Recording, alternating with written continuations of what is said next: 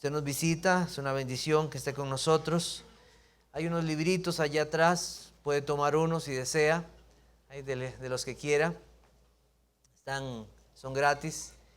También gracias a Dios en la noche tenemos la visita del pastor Luke Peterson con varios hermanos, él estará predicando, entonces damos gracias a Dios por la visita del hermano. Estamos estudiando el Evangelio de Juan, la gloria de Cristo en el Evangelio de Juan. Les invito a buscar en sus Biblias el capítulo 18. Juan, capítulo 18. Si hay alguien a su lado que no tiene Biblia, por favor, ayúdele. Juan, capítulo 18.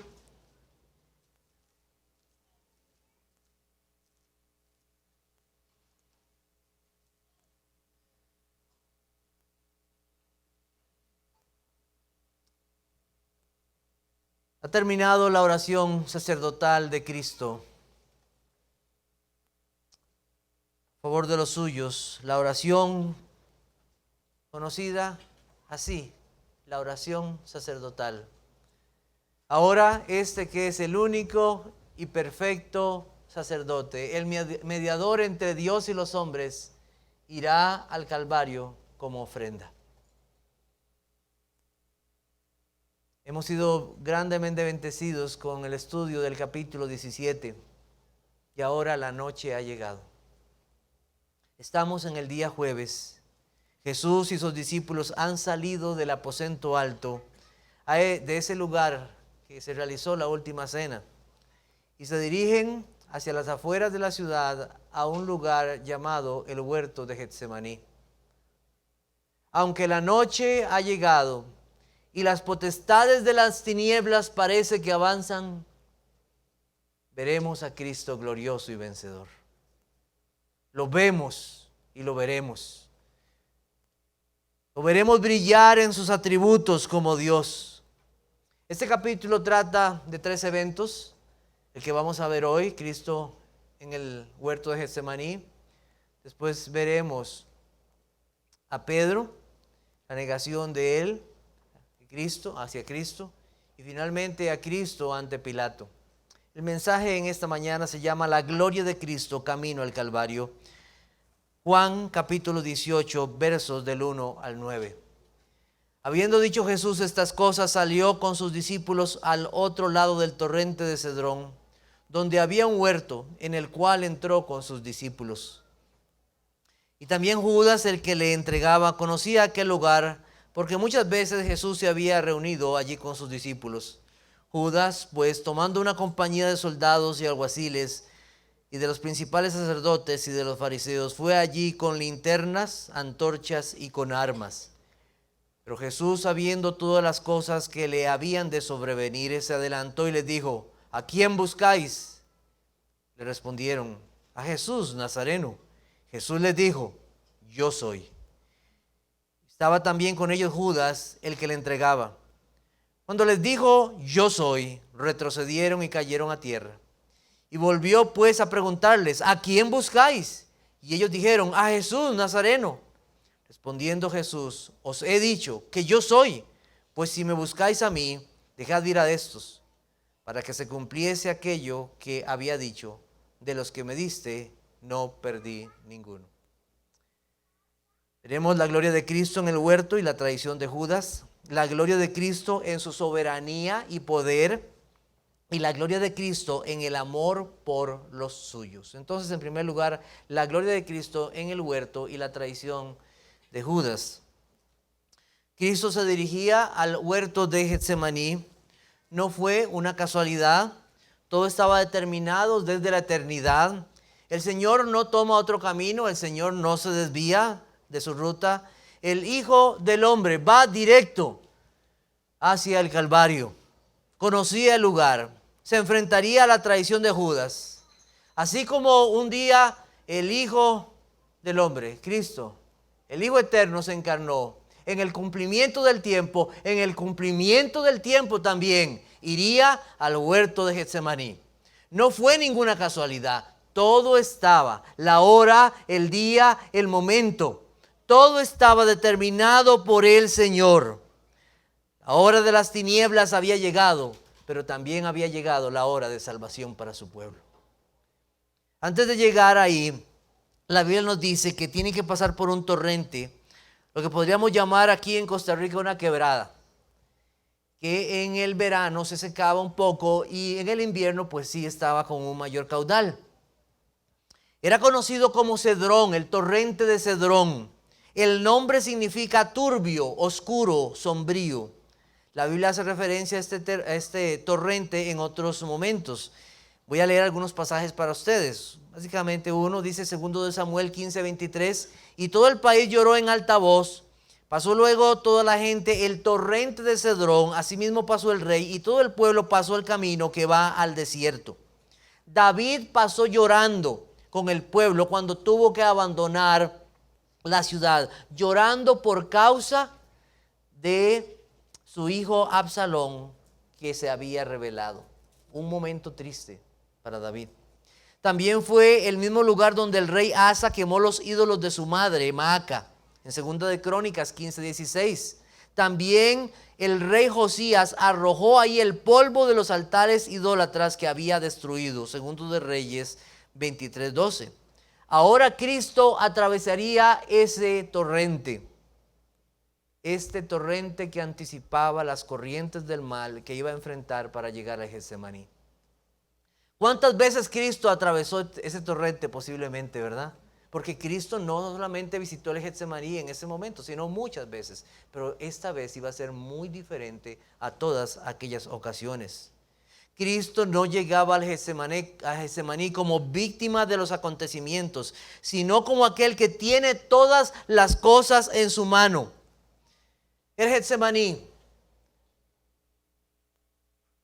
era básicamente un olivar. Literalmente significa lugar del olivo.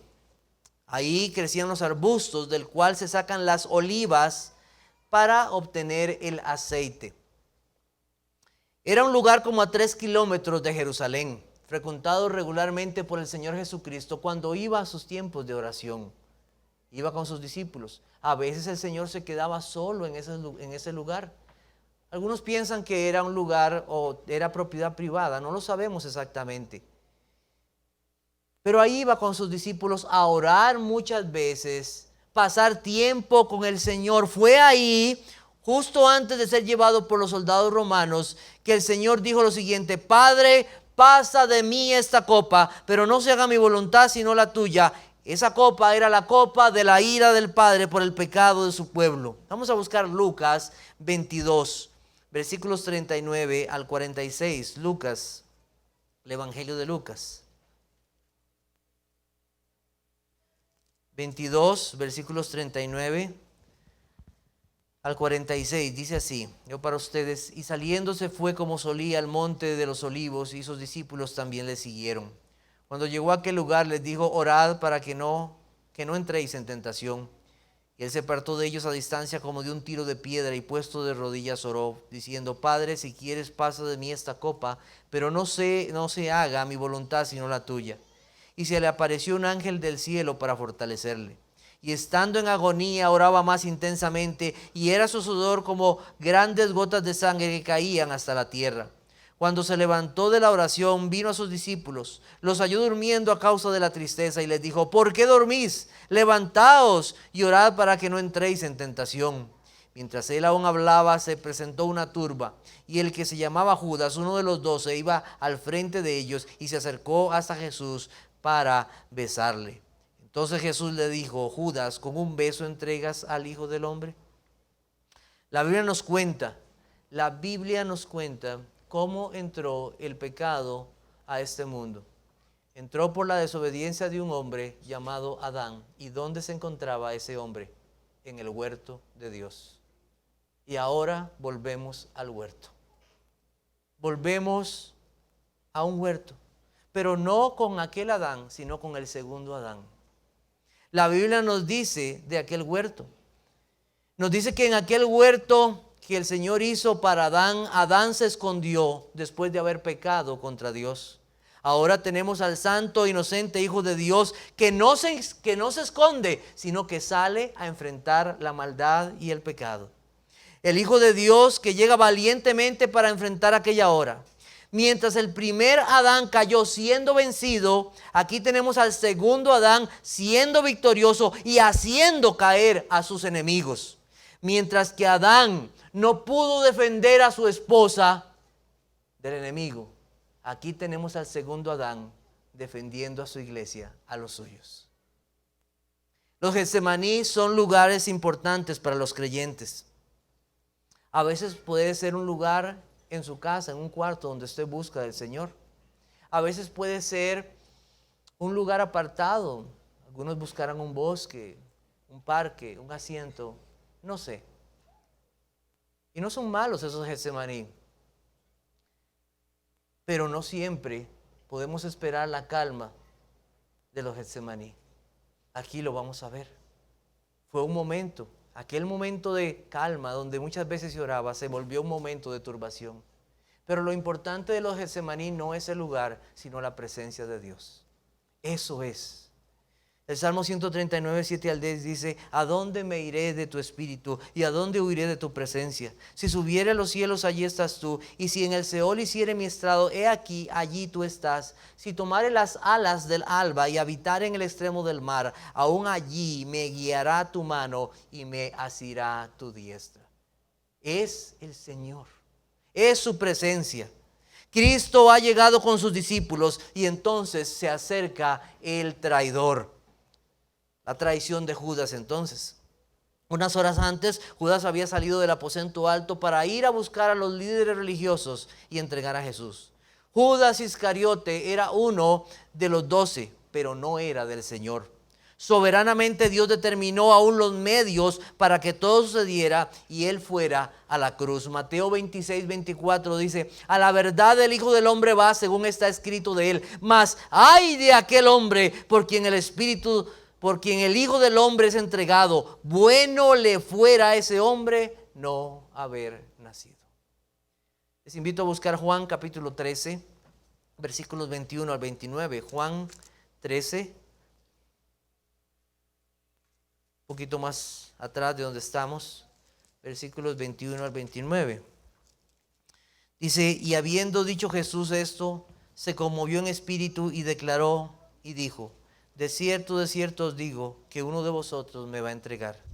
Entonces los discípulos se miraban unos a otros, dudando de quién hablaba. Y uno de sus discípulos, el cual Jesús amaba, estaba recostado al lado de Jesús.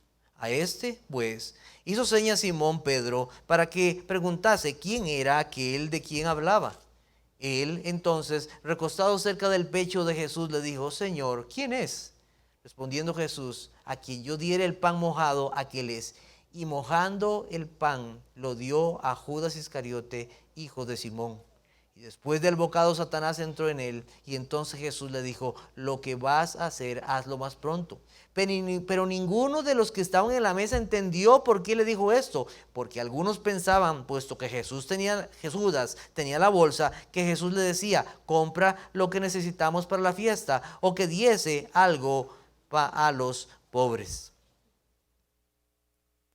Ninguno de los discípulos de Cristo podía imaginar que Judas era el traidor. Ninguno. Solo el maestro sabía.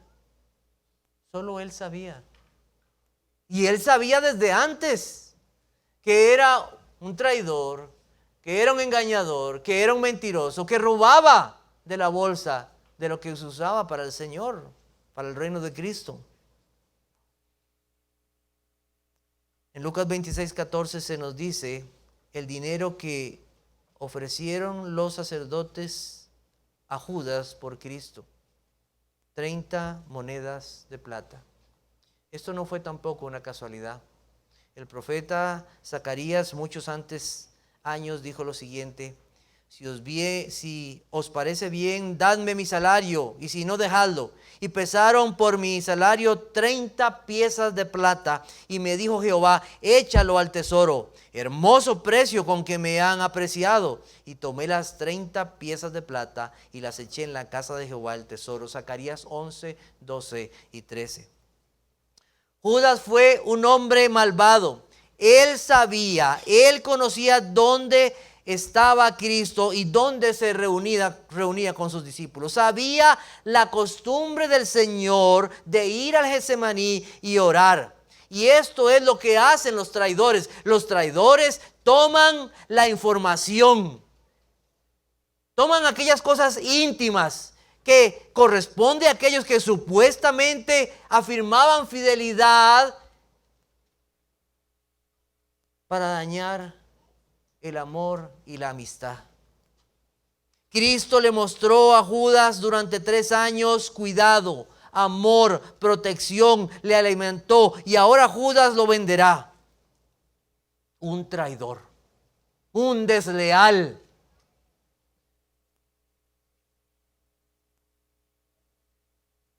Todavía no recuerdo en este momento si he conocido a alguien con el nombre Judas.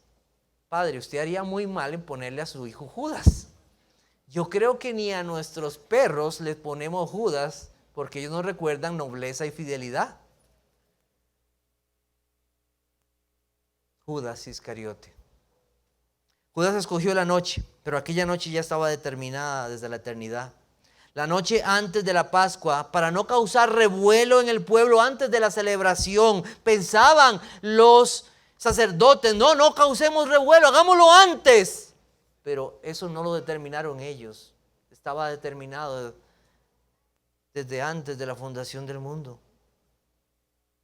Cristo fue más bien que determinó todas las cosas. Nada escapa al control del Señor.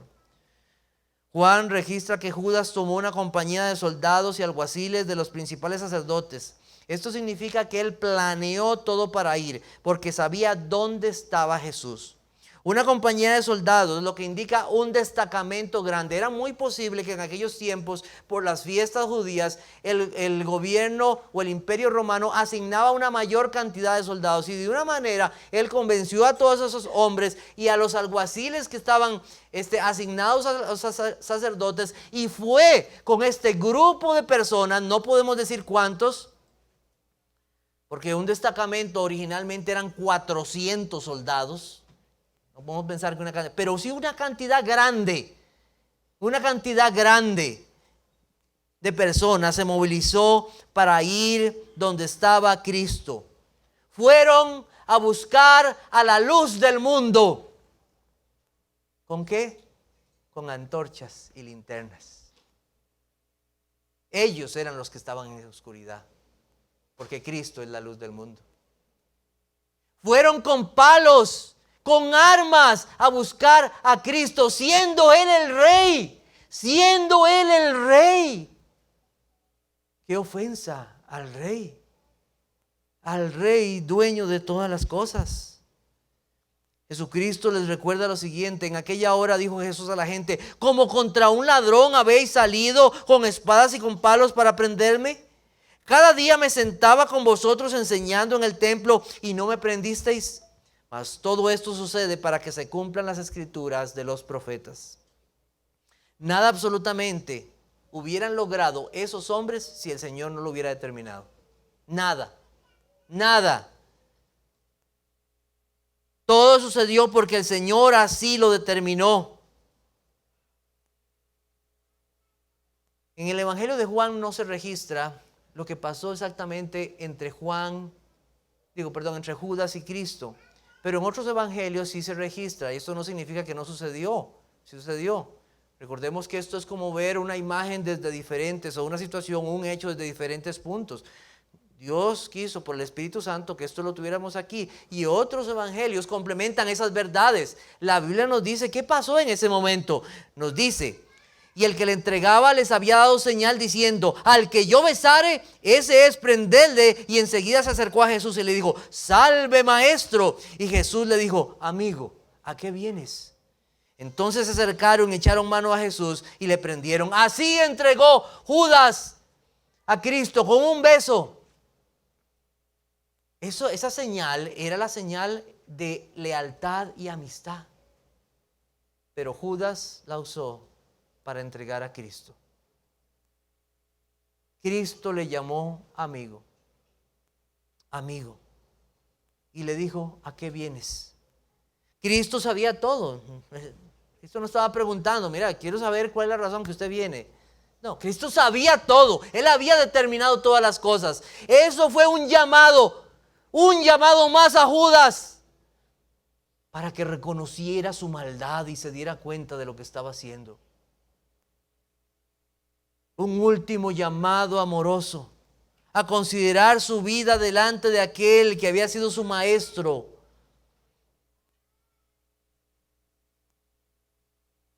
Judas siempre fue responsable por su pecado. Hay gente que cree que no, que fue algo por las circunstancias. No, él fue responsable por su maldad. No era de Cristo. Fue responsable por lo que hizo. Judas se desvió por su propio camino de maldad. Él vendió a Cristo, lo traicionó. El Señor, en su amor y mansedumbre, en su control de sí mismo, pudo haber entrado en ira y en enojo, pero no lo hizo así. Amigo, ¿a qué vienes? ¿A qué vienes? El rey le está mostrando a Judas su pecado. Le está mostrando su maldad, como igualmente se la mostró a todos aquellos hombres que venían. Les mostró su injusticia de acusar al inocente, al Hijo de Dios, y condenarlo. Cristo reprende el mal y amonesta la conciencia, hace ver a los hombres su condición, pero ellos la rechazan la verdad con injusticia. Ahora la gloria de Cristo en su soberanía y poder. Vamos a ver los versos 4 y 7. Juan 18, versos 4 al 7, dice: pero Jesús, sabiendo todas las cosas que le habían de sobrevenir, se adelantó y les dijo: ¿a quién buscáis? Le respondieron: a Jesús Nazareno. Jesús le dijo: yo soy. Y estaba también con ellos Judas, el que le entregaba. Cuando les dijo: yo soy, retrocedieron y cayeron a tierra.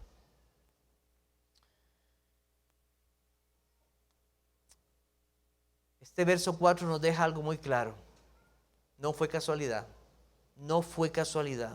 Todo estaba en el plan eterno de Dios. En Hechos 2:23 dice lo siguiente: el apóstol Pedro, lleno del Espíritu Santo, dijo: a este entregado por el determinado consejo y anticipado conocimiento de Dios, prendisteis y matasteis por manos de inicuos, crucificándole. Por el determinado consejo y anticipado. Cristo no fue víctima de las circunstancias. Él fue a la cruz valientemente, porque todo estaba determinado. Él fue el gestor de los acontecimientos. Cristo se adelanta a sus captores. Él no desvía su camino. Él es valiente y enfrenta lo que va a venir. Hermanos, ¿qué Salvador más valiente tenemos? ¿Qué héroe tenemos? Y así debemos de presentarlo a nuestros hijos. Ese es nuestro héroe, nuestro valiente Salvador. Y Él le dice a aquellos hombres: ¿a quién buscan? Y ellos responden: a Jesús Nazareno. E inmediatamente responde: yo soy. Alguien que está buscando oír no responde así, ¿verdad? ¿A quién buscan? Se fue, no sé, quién sabe dónde estará. No, yo soy. Yo soy. Cristo iba al Calvario y había llegado aquella hora. Él mismo estaba dando su vida voluntariamente. Judas escuchó una vez más esas palabras: yo soy. El yo soy que había escuchado durante 3 años. Yo soy la luz del mundo. Yo soy la puerta. Yo soy el camino, la verdad y la vida. Yo soy la resurrección. Yo soy el pan de vida. Yo soy la luz del mundo. El que me sigue no andará en tinieblas, sino que tendrá la luz de la vida. Yo soy. Una vez más está escuchando al yo soy. Y no reconoce al buen pastor. Dice Juan 10:27: mis ovejas oyen mi voz y yo las conozco y me siguen. Pero Judas no era de una de esas ovejas. Y aquí sucede algo milagroso. En el momento en que Cristo dice yo soy, ellos retroceden y caen. Son derrumbados, caen, se desploman ante el yo soy. Ese yo soy es el mismo yo soy que apareció a Moisés en el desierto, en el monte. Cuando Moisés se iba a acercar y veía la zarza ardiendo, esa voz retumbó en sus oídos: quita el calzado de tus pies, este lugar es santo. ¿Cuál es tu nombre para que yo pueda anunciarlo a los hijos de Israel? Y respondió: yo soy el que soy. Así dirás a los hijos de Israel: yo soy, me envió a nosotros. Yo soy. Él es Dios. Jesucristo es Dios. Es el Dios eterno. Es uno con el Padre. Es Dios. No es menos Dios. Es Dios. Es el Dios que da vista a los ciegos, el que levanta a los caídos. Con su voz el cielo y la tierra fueron formados. Él sostiene todas las cosas por la palabra de su poder. Es el Dios que calma el viento y el mar. El Dios que levanta a los muertos. El Dios de los imposibles. Es el Dios vivo y verdadero. Escucharlo a Él era escuchar al Padre. Estos soldados y Judas no capturaron a Cristo. Él se entregó a ellos para ir a la cruz. No sabían quién era Jesús, pero en el momento que Él habló,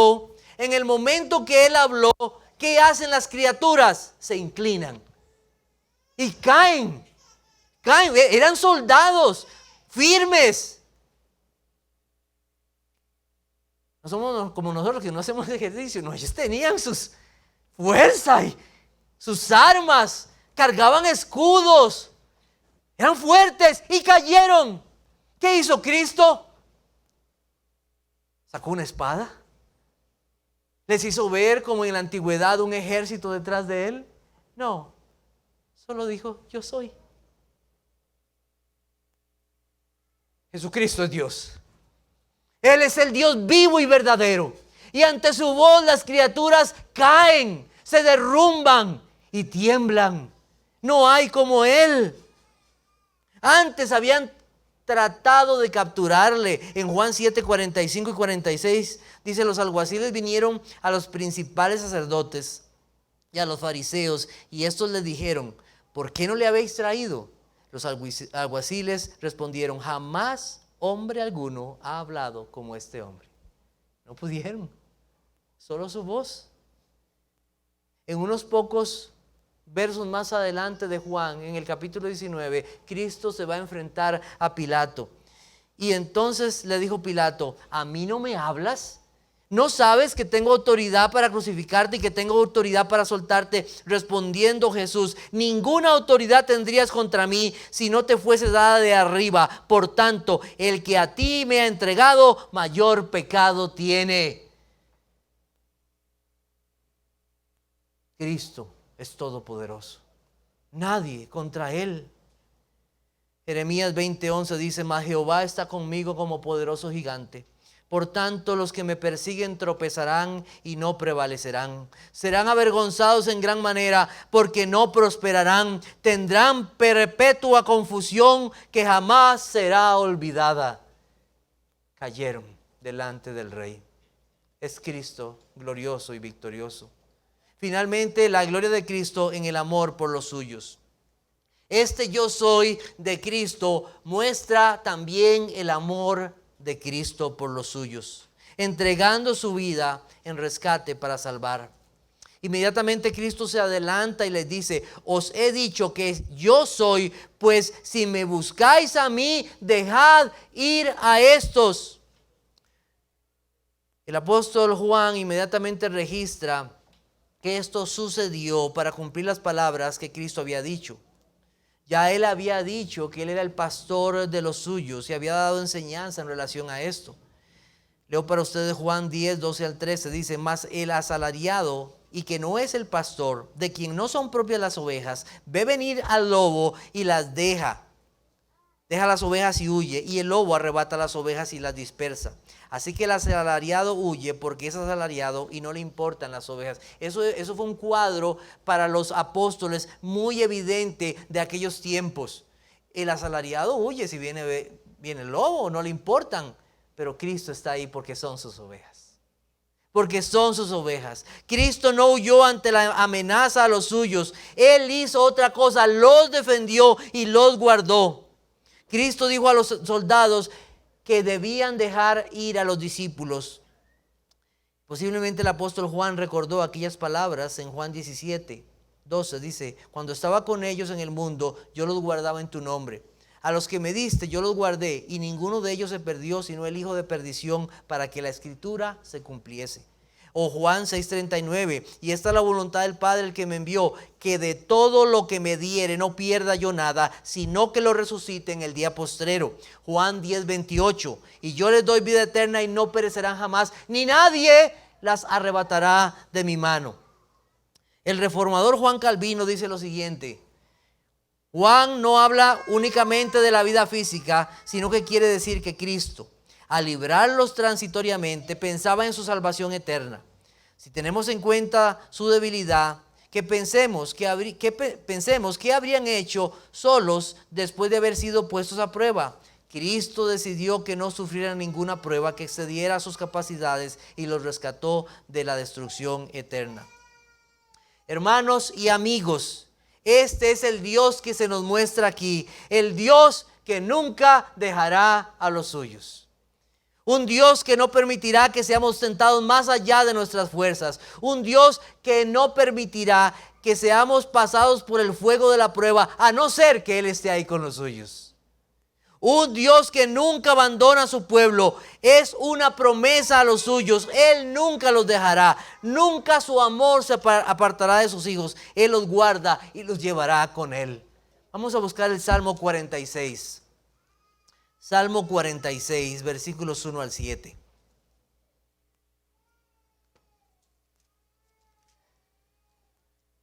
Dice así: Dios es nuestro amparo y fortaleza, nuestro pronto auxilio en las tribulaciones. Por tanto no temeremos, aunque la tierra sea removida y se traspasen los montes al corazón del mar. Aunque bramen y se turben sus aguas y tiemblen los montes a causa de su braveza. Del río sus corrientes alegran la ciudad de Dios, el santuario de las moradas del Altísimo. Dios está en medio de ella, no será conmovida. Dios la ayudará al clarear la mañana. Bramaron las naciones, titubearon los reinos. Dio Él su voz, se derritió la tierra. Jehová de los ejércitos está con nosotros. Nuestro refugio es el Dios de Jacob. ¿Quién fue Jacob? ¿Quién fue Jacob? ¿No fue el engañador? ¿No fue el mentiroso? Sí. Esos somos nosotros, pecadores perdonados por gracia. Ese es nuestro Dios. No merecemos que Él nos defienda, pero Él quiso defendernos. A su pueblo, a los suyos, débiles criaturas. En unos momentos aquellos 11 discípulos huirán. Cristo quedará solo, pero nunca ha estado solo. El Padre siempre está con Él. Cristo ha cuidado su iglesia y siempre la cuidará. El segundo Adán hizo lo que el primero no pudo hacer: cuidar a su esposa. Cristo salió a enfrentar al enemigo y salió a enfrentar el pecado de su pueblo y cuidó a aquellos que había salvado. Cristo dio su vida por la iglesia. Cristo amó a la iglesia y se entregó a sí mismo por ella. Las puertas del Hades nunca prevalecerán contra la iglesia del Señor. Él estará con los suyos hasta el fin del mundo. Nada los separará de su amor. Tengo unas aplicaciones para terminar en esta mañana. En primer lugar, cuidado con la incredulidad y no escuchar su voz. Hechos 1:16 dice lo siguiente: que Judas fue guía de los que prendieron a Jesús. Judas usó su conocimiento para guiar aquella traición. Tanto conocimiento de Judas. 3 años escuchando al buen pastor. 3 años recibiendo enseñanza, cuidado, protección. Judas escuchó estas palabras: por eso os dije que moriréis en vuestros pecados, porque si no creéis que yo soy, en vuestros pecados moriréis. Él escuchó a sus mismos compañeros, escuchó a Pedro decir: tú eres el Cristo, el Hijo del Dios viviente. Él escuchó amonestaciones. Judas las escuchó. Cuánta luz, pero cuánta ceguera. Y lo mismo puede estar pasando contigo. Has recibido luz por tantos años. Tus papás te han traído a la iglesia. En la casa escuchas la palabra de Dios y sigues necio. Y sigues necio, no reconociendo al Señor. Dices, yo sé. Ese hermano tuyo en tu familia te dice, sí, yo sé. Yo sé. ¿Te acuerdas? Sí, yo sé del Señor, yo sé las cosas. Pero mire, nunca un hombre ha sido salvado porque diga yo sé, sino porque ha creído. Porque de nada sirve ese conocimiento, solo te va a envanecer. Porque el verdadero creer humilla al hombre porque tiene que poner su confianza en Dios y abandonar toda confianza en sí mismo. ¿Para qué tanta luz? Más bien, vas a ser culpable, porque al que mucho se le da, mucho se le va a demandar. Vas a seguir creyendo que tu solución es el dinero. Eso es tu solución. Judas puso la esperanza en el dinero. Judas quería la bolsa llena. Esa es tu esperanza. ¿Qué es tu esperanza? ¿Un título? ¿Viajar? ¿Salud? ¿Esa es tu esperanza? ¿Las cosas de esta vida? ¿El amor al mundo y sus cosas? ¿Esa es tu esperanza? ¿El dinero? ¿La incertidumbre? Amigo, pon tu esperanza en el Dios vivo. No intentes hacer tesoros en este mundo, se van a podrir. Haz tesoros en los cielos. Que tu tesoro sea Cristo, sea estar un día con Él. No te engañes a ti mismo, no te engañes a ti mismo. Dios sabe todas las cosas, Él sabe todas las cosas, Él no puede ser engañado. Tú eres el que se está engañando a sí mismo. Y no hay cosa creada que no sea manifiesta en su presencia. Antes bien, todas las cosas están desnudas y abiertas a los ojos de aquel a quien tenemos que dar cuenta. No puedes engañar a Dios. ¿Crees que le vas a decir, es que mi vida fue muy dura? Es que no tuve oportunidad. Es que pasé tan ocupado en mi vida. Todos al final somos pecadores. ¿Qué crees? ¿Que con tus argumentos vas a engañar a Dios?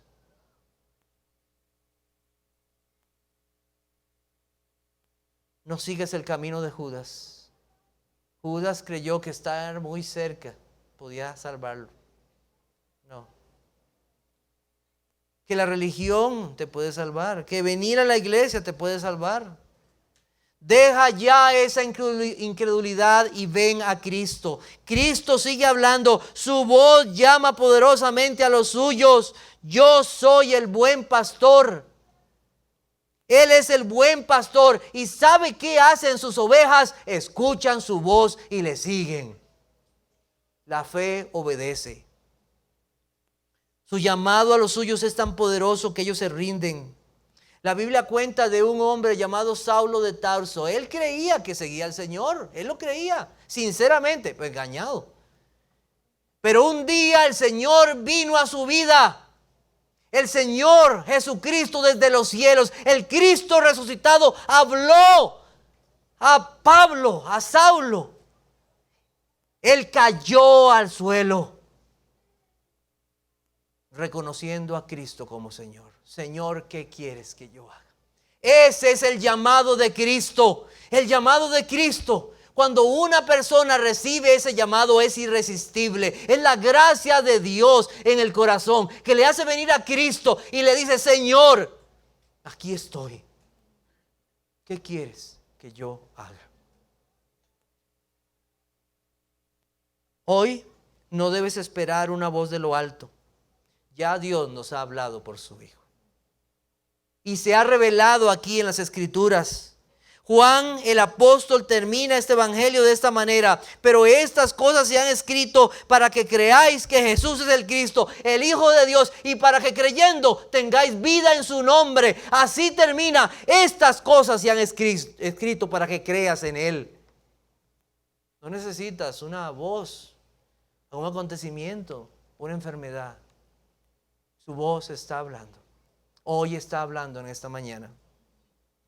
Si oyeres hoy su voz, no endurezcáis los corazones.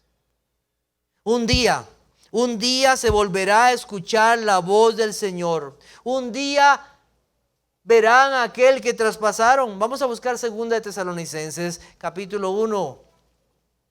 2 de Tesalonicenses, capítulo 1, versículos 5 al 10.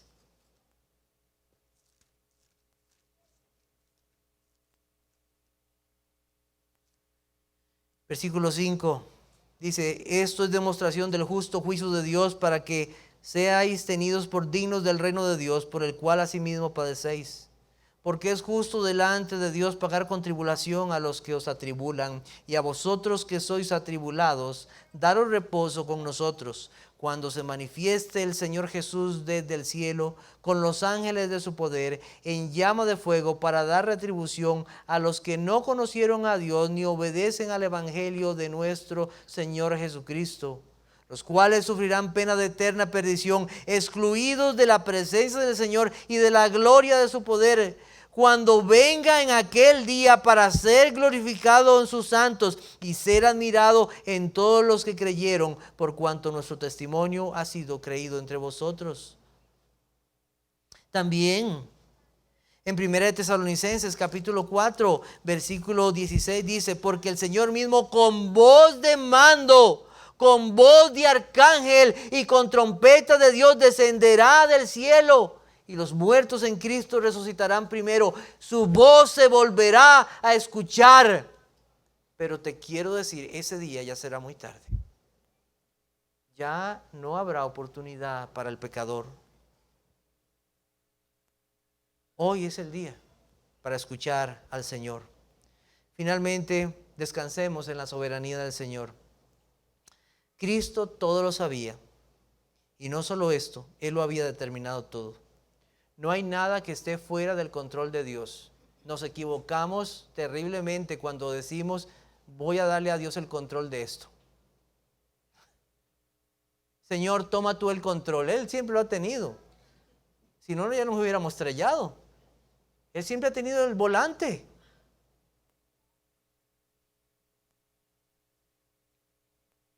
Él siempre ha gobernado y siempre gobernará.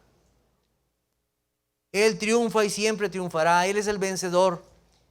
Apocalipsis 1:5 dice: y de Jesucristo el testigo fiel, el primogénito de los muertos, el soberano de los reyes de la tierra, al que nos amó y nos lavó de nuestros pecados con su sangre.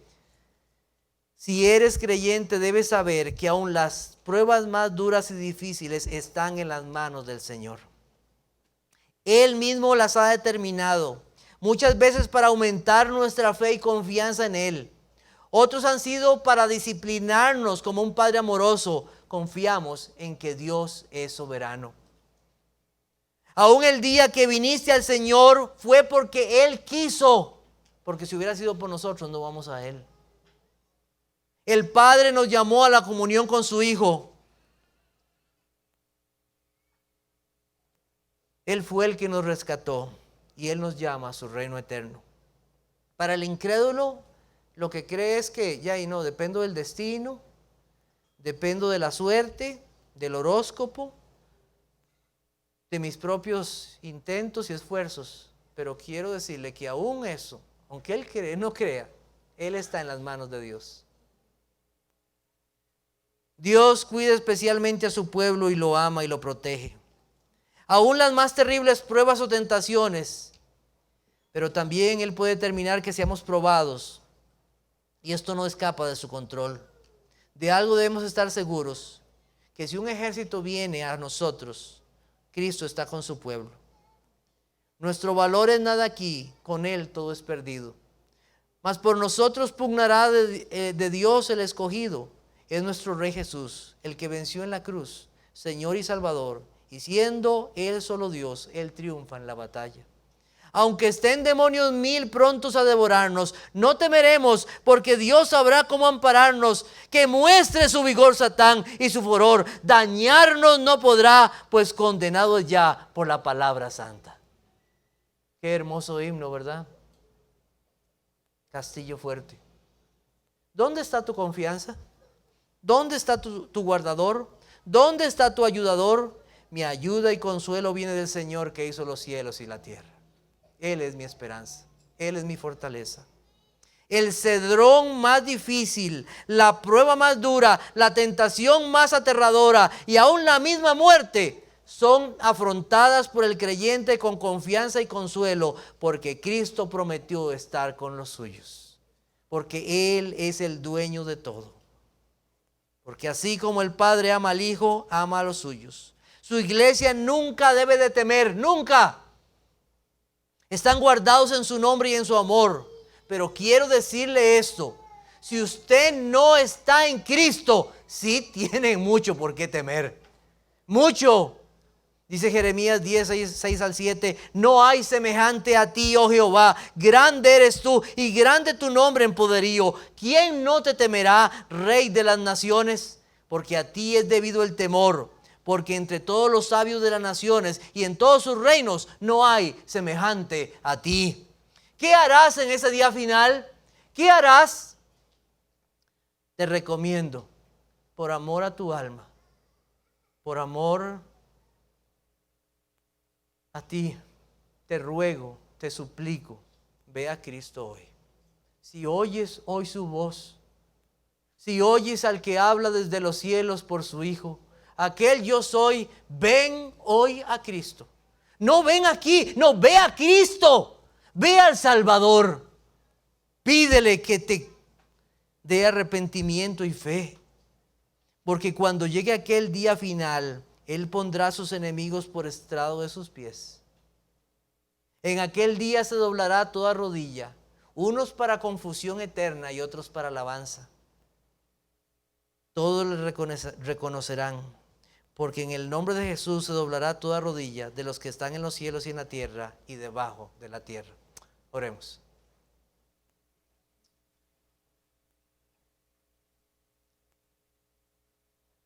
Señor, te damos gracias por tu palabra.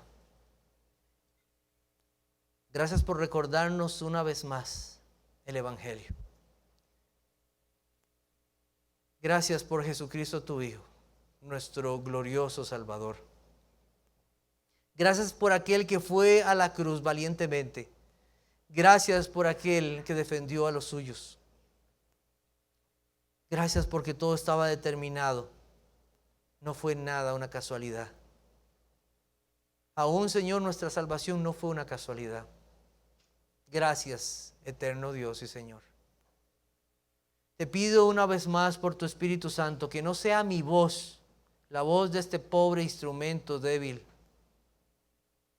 la que quede sonando, retumbando y amoneste las conciencias de los que aquí escuchan, sino que sea tu voz poderosa, la voz del yo soy, llamando a los hombres al arrepentimiento y la fe. Que el yo soy la luz del mundo, que yo soy el buen pastor, que yo soy el camino, la verdad y la vida, que yo soy la puerta. El yo soy llegue a las vidas de muchos y puedan rendirse el día de hoy a ti. Gracias, Señor, por tu bondad y por tu palabra. Te alabamos y en tu Jesucristo oramos. Amén.